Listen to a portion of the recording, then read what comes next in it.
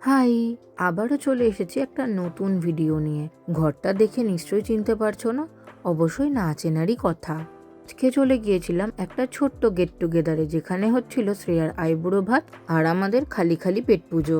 আমাদের সবার প্রিয় জলিদি আজকে এই আয়োজনটা করেছিলেন, আর তারপরেই আমাদের ব্রাইড এসে হাজির। ব্রাইডের এটা অবশ্য 10 নম্বর আইবুড়ো ভাত, ভাবা যায়। আজকের সন্ধ্যেটা খুব মজা করব, কিন্তু জানো কি হলো?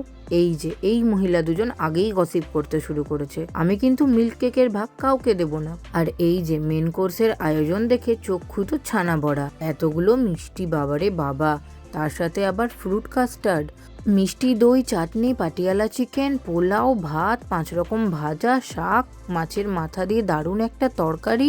উফ, অসাধারণ। ও হ্যাঁ, সাথে আবার অনেক আশীর্বাদ আর সুন্দর একটা গিফট।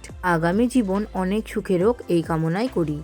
গিফটটা কিন্তু অনেক সারপ্রাইজিং আর ইউনিক ছিল শ্রেয়ার কাছে, কারণ প্রথমত ও হচ্ছে টি লাভার, আর তারপরে এরকম একটা মেটালের দারুণ কাপ।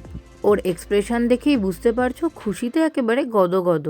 ওর সাথে সাথে সবাই খুব এক্সাইটেড ছিল এই গিফটটা নিয়ে, কারণ সবার এটা ভীষণ পছন্দ হয়েছে। আর আমাদের ব্রাইড তো লজ্জায় পেয়ে গেল, এত খুশিও।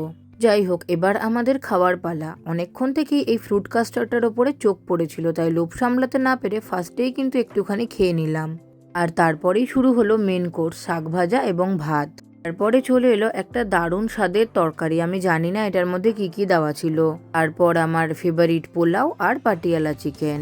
সন্ধেটা শেষ হলো জলিদির গান দিয়ে।